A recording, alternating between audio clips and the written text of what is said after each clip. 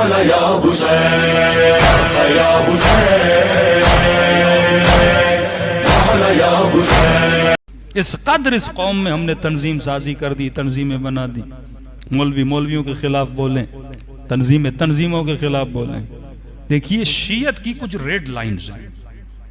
ये मसला लॉजिकल भी है और मसला अक्लानी भी है, और साहिबे हिकमत इस मसले को समझ सकते हैं। इस कौम के कई लोग जो हैं वो गलत राह पे चले जाते हैं, अपना पैसा गलत लोगों पे जाया कर देते हैं, अपना भी नुकसान करते हैं, कौम का भी नुकसान करते हैं। तुमने सिर्फ अमामा नहीं देखना, तुमने साहिबे हिकमत अफराद को देखना है। तुमने सिर्फ इल्म नहीं देखना, तुमने ये देखना है वो उस खत पर भी है कि नहीं है। जो खत हमारे बड़ों ने खींची थी, अगर वो उस खत पे नहीं है तो अपना भी नुकसान कर रहा है, मजहब और मकतब का भी नुकसान कर रहा है। दूसरा, इज्तिहाद के बाद विलायत फकीह का नजरिया। अब वली फकीह की इताअत तमाम पर वाजिब है। जब आगा खान की सुन सकते हैं तो हम विलायत फकीह क्यों नहीं सुन सकते? जब बोहरी अपने बोहरा की सुन सकते हैं तो तू विलायत फकीह क्यों नहीं सुन सकता? पावर को जब तक सेंट्रलाइज नहीं किया जाए कौमें तबाह हो जाती है। खुमैनी ने पावर को सेंट्रलाइज किया। आप इराक गए होंगे, मशी में देखा होगा इराकियों का क्या हाल है, लुबनान का क्या हाल है। ईरान ने तरक्की भी की, इन तमाम तर सैंक्शन के बावजूद कितनी तरक्की की है ईरान ने ना, सब कुछ किया, क्योंकि पावर वहां पे क्या हुआ, सेंट्रलाइज हुआ।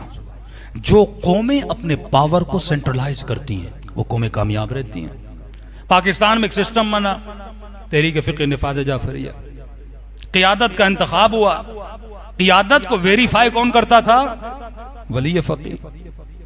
शहीद हुसैनी की क़ियादत को किसने वेरीफाई किया? वली फकीह ने।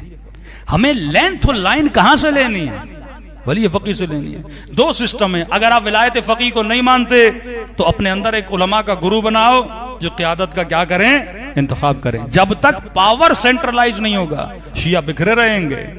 लोग ये समझते हैं आज मैं मौलवी होकर थोड़ा बहुत फेम मिल जाए, थोड़ा बहुत मशहूर हो जाऊं और मैं पाकिस्तान में ऐलान करूं भाई मैं नई तंजीम बना रहा हूं, आ जाओ एक नई क़ियादत का इब्तिदा करते हैं, एक नई तंजीम बनाते हैं, आ जाओ एक सियासी पार्टी बनाते हैं, इस मुल्क में कोई सीटें जीत देते हैं, तो वल्लाह यकीन जानिए कुछ खुफिया ताकतें मेरी मदद करेंगी। हाँ, मुझे 4-5 चीजें दिला देंगी, मेरे फेम को बढ़ाने के लिए कुछ करेंगी, क्योंकि वो शुरू से यही चाहते हैं जितने हम धड़ों में बटेंगे उतना आपका पावर क्या होगा, तकसीम होता जाएगा। आपकी एनर्जी क्या होगी, तकसीम होती जाएगी। ये बेचारा जवान जिसमें दीन का जज्बा मौजूद है, अगर मैं इसे तंजीमों में तकसीम कर दूंगा, अब तुमने सेंट्रलाइज पावर को क्या कर दिया, खत्म कर दिया। लाख आपके एतराज हुआ गए खामनेई पर, लेकिन वहां के उलमा ने कहा हमारे लाख एतराज हो सकते हैं उनके किसी फतवा पर, उनके किसी फैसले पर। फर्ज से इख्तलाफ रखो, सिस्टम के दुश्मन न बनो, क्योंकि अगर सिस्टम है तो फिक्र है, सिस्टम है तो कौम बाकी है। हमारे पाकिस्तान में सबसे बड़ी गलती जो मौलवियों ने की वो सिस्टम के दुश्मन बने। आपका इख्तलाफ किसी फर्द से था, आपने सिस्टम को क्यों खत्म किया? आपका इख्तलाफ अपने मुल्क की क़यादत से था, आपने सिस्टम को क्यों खत्म किया? जब सिस्टम तबाह हुआ तो कई लोगों ने नए नए सिस्टम बनाए। ये मुकाफात अमल है। जिन लोगों ने इस मुल्क में एक सिस्टम को तोड़ा था ना, आज वही आपस में लड़ रहे हैं। ये मुकाफात अमल है। जो वहदत के नारे बुलंद करते हैं ना, आज उनमें वहदत नजर नहीं आती। ये मुकाफात अमल है। दुश्मन आपको एक एक करके मजबूत करता है ताकि कौम को क्या किया जाए, तोड़ा जाए। वल्लाह कयामत के दिन जनाब सैयदा के सामने ये जवाब होंगे जिन्होंने इस कौम को टुकड़ों में बदला। ये जितने शहीद पेशावर में हुए हों, पारा चनार में हुए हों या कोयटा में हो, इन सब के खून के जिम्मेदार हैं वो लोग जिन्होंने इस मुल्क के सिस्टम को तोड़ा। भाई फैसला एक कर दो। आज हर बंदा उठता है, खामनेई का नाम लेता है, हर बंदा खड़ा होता है, कहता है मैं विलायत, कौन सी तंजीम है जो विलायत फकीह का नाम न ले? हर तंजीम कहते हैं विलायत फकीह वाले, हम विलायत फकीह वाले। तुमने एक बार वली फकीह से पूछा कि पाकिस्तान में उनका नुमाइंदा कौन है? एक बार वली फकीह से जाके पूछो ना। कहते हाँ हमें पता है, हमने खुद ईरान में मालूम किया, दफ्तर रहबरी से मालूम किया कि पाकिस्तान में आपका नुमाइंदा कौन है। मेरा किसी तंजीम से कोई ताल्लुक नहीं है, लेकिन जो बात हक है, जो सच है, आप जाके उनकी वेबसाइट पे ईमेल कर दीजिए कि भाई पाकिस्तान में आपका नुमाइंदा कौन है। ईरान की अखबार में छपता है कि हमारा नुमाइंदा पाकिस्तान में कौन है। उन्होंने बरमला का पाकिस्तान में नुमाइंदा साजिद अली नकवी साहब हैं। ये खुद भी कहते हैं या किसी तंजीम के फेवर की बात नहीं हो रही, उसूली बात हो रही है। अगर वलायत फकी को मानते हो तो वलायत फकी को फॉलो करो, फिर कौम को तकसीम क्यों करते हो, फिर डबल डबल सोचों में क्यों डालते हो। फिर जब हम निजी महफिलों में बैठते, भाई रहबर नहीं है का, कहते मौलाना रहबर मसलियत का शिकार है। भाई रहबर मसलियत का शिकार है, तुम किस खेत की मूली हो कि तुम मसलियत का शिकार नहीं होते। वली फकी जब मसलियत का शिकार है, नई नई तंजीमें, फिर होता क्या है, जब आपने मेन तंजीम को तोड़ दिया और वाकई टूट गई। जो मेन तंजीम थी जिसको शहीद हुसैनी ने चलाया, मुफ्ती जाफर साहब ने चलाया, उस तंजीम को आपने एक फर्द के इख्तलाफ की वजह से आप सिस्टम के दुश्मन बन गए। अब जब वो सिस्टम था तो इस मुल्क का जो मालदार तबका था ना, वो सिस्टम को मदद करता था ना, कोई खुम्स के जरिए, कोई माल के जरिए, ज़ाहिर मदद होती थी। तंजीम पैसे से चलती है, तंजीम फ्री में तो नहीं चलती ना। अब उन लोगों ने मदद करना शुरू, खत्म कर दी। सिस्टम से क्या हुआ, एतबार टूट गया।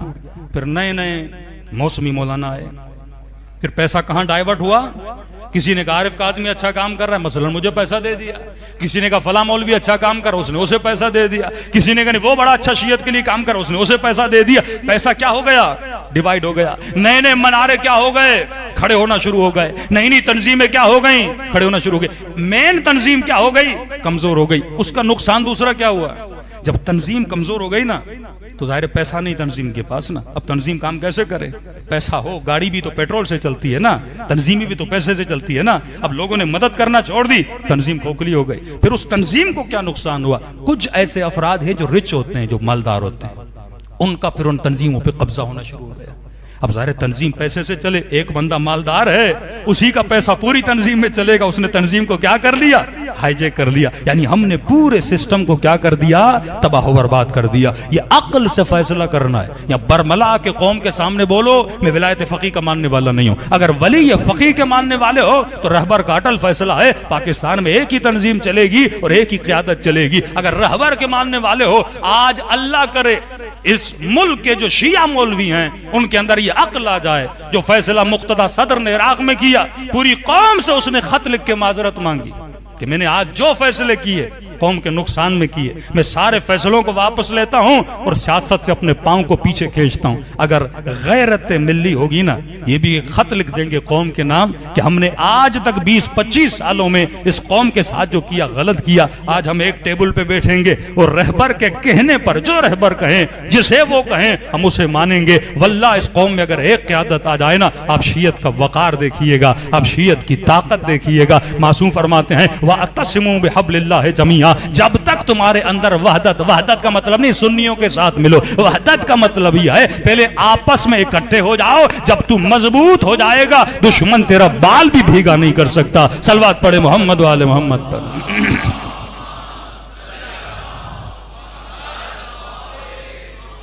मुकाफात अमल है, यह मुकाफात अमल है।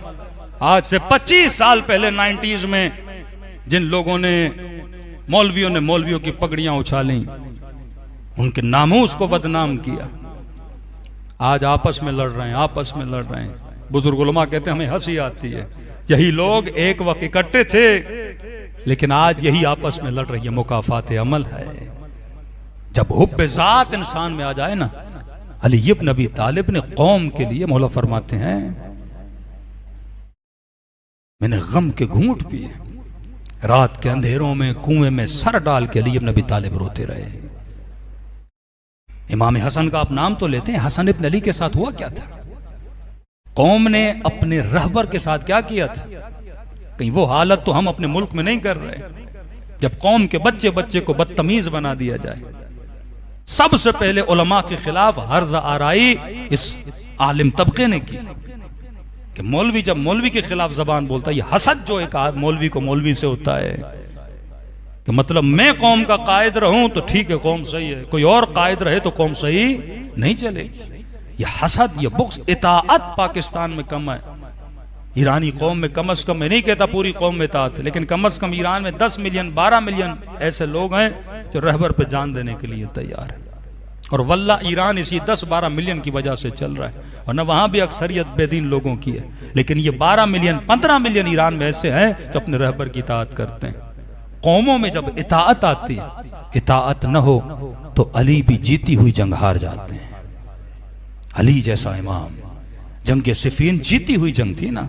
जब तू फितनों का शिकार हो जाए, कई ऐसी बातें हैं जो मिंबर से करने की नहीं है, हमारे बच्चों को नहीं पता 90s में क्या हुआ इस मुल्क के साथ, वो जुल्म हुआ जो दास्तान बंदा यहां से बयान करे तो खून के आंसू रोना चाहिए कि हमने बनी बनाई तंजीम को किस तरह तबाह कर दिया, बने बनाए सिस्टम को हमने तबाह कर दिया। और मुनाफिकत इतनी कि हम रहबर का नाम इस्तेमाल करते रहे, वली फकी का नाम बदनाम करते रहे। उनकी वेबसाइट मौजूद है, उनका दफ्तर मौजूद है, जाकर पूछ लो कि रहबर का क्या हुक्म है, पाकिस्तान में नुमाइंदगी किसने करनी है। जब तक फिक्र इंसान की बेदार ना हो जाए ना, हिजबुल्लाह लुबनान क्यों कामयाब है? एक हसन नसरुल्लाह के पीछे बात खत्म हो गई। रहबर ने तायद दी हसन नसरुल्लाह, अब जो भी है उनके पीछे चलना है। इताअत तुम्हारा काम नहीं कि तुम उंगलियां उठाओ। कई मौलवी हैं जो ईरान में खामनेई पे उंगलियां उठाते, ये इनका फैसला सही नहीं, वो उनका फैसला। भाई तुम कौन होते हो? नीचे तंजीम उलमा की बैठी है, अगर अदालत साकित हो जाएगी और रहबरियत को चेंज कर देंगे। सिस्टम ऐसे नहीं चलता कि हर बंदा उठे सिस्टम के खिलाफ उठे। लोगों ने वोट दिया, कोई वजीर आजम बन गया, अब हर बंदा बाहर निकले वजीर आजम को हटाओ, ये तो नहीं हो सकता है ना। मुल्क सिस्टम के मुताबिक चलता है, सिस्टम से बंदा सिलेक्ट होता है, सिस्टम से बंदा उस चीज से हटाया जाता है। तुम विदाउट सिस्टम जब क्रॉस करोगे तो मुल्क को तबाह हो बर्बाद कर दोगे। तंजीम साजी करो। इतनी अच्छी तंजीम थी ISO, ये इस कौम की रीढ़ की हड्डी थी। गली गली कूचों कूचों में बच्चों की तरबियत आज सुकड़ के रह गई ISO। चंद इलाकों में, लाहौर के चंद इलाके सिर्फ कराची की सिटी में रह गए, वरना ये तंजीम रूट्स में थी, यानी शियों की जड़ों के अंदर थी। क्योंकि जब हमने इसे मेन सिस्टम से तोड़ दिया, ये नुकसान तुमने किसका किया? नुकसान तुमने कौम का किया। जब तक एक नहीं बनते तब तक तुम्हारे अंदर वो पावर नहीं आता। आज रोते फिरो कि शियों के बच्चे मिसिंग पर्सन में हैं।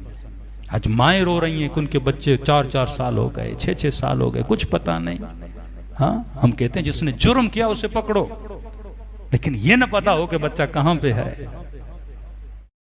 आज वाकयान आदमी खून के आंसू रो रहा था जब एक इतनी बड़ी पॉलिटिकल पार्टी के बंदे को पकड़ा गया और उसे जो टॉर्चर किया गया, पूरी कौम ने देखा ना।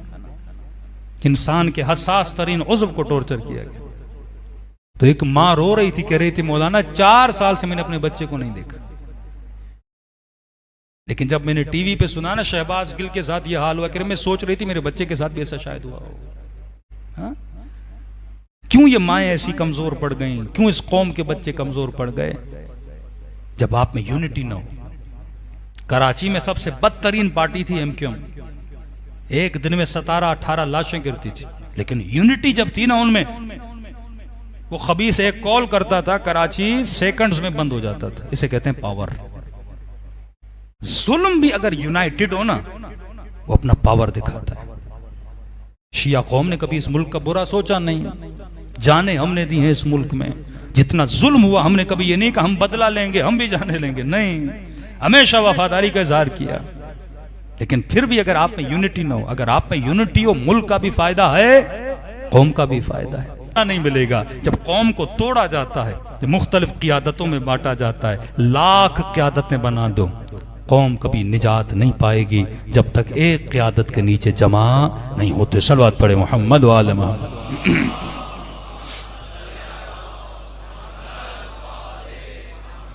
और कुछ लोगों को कहना चाहूंगा, अपना पैसा जाया ना करो। नए नए मौलवी जो मौसमी निकलते हैं उनके ऊपर पैसा जाया ना किया करो। सिस्टम को मदद करो, फर्द को नहीं। आपने एक आदमी को बड़ी मदद की, उसने बड़ा सिस्टम खड़ा कर दिया, वो मर जाएगा तो क्या होगा? अफराद जब चीजों को चलाते हैं ना, उनके मरने के बाद सब चीजें क्या हो जाती हैं? ठप हो जाती हैं। लेकिन जब आपके पास सिस्टम हो ना, तो सिस्टम को फर्द नहीं चलाता, सिस्टम खुद चलता है। मसलन आगा खान जिंदा हो ना हो, उसकी आगा खान यूनिवर्सिटी तो चलती रहेगी ना, उसने सिस्टम बना दिया ना। विलायत फकी सिस्टम का नाम है ना। आगा खामनेई हो या ना हो, सिस्टम बाकी रहेगा ना। हाँ, फर्द आता है अपनी आदतों की वजह से सिस्टम को और क्या करता है? फर्दर मजबूत करता है। आप फर्द को मदद करोगे, फर्द जैसे मरा वो चीजें खत्म हो जाती हैं। सिस्टम बनाओ, सिस्टम को मदद करो। स्कूल्स बनाओ, स्कूल एक सिस्टम है, आजादारी एक सिस्टम है। यानी ऐसा काम करके जाओ जो सिर्फ आप पे डिपेंडेंट ना हो, किसी फर्द पे डिपेंडेंट ना हो। आप एक सिस्टम को क्रिएट करो और ऑलरेडी जो सिस्टम बने हुए हैं उन सिस्टमों की मदद करो। अपना पैसा जाया न करो। सलवात पढ़े मोहम्मद व आले मोहम्मद।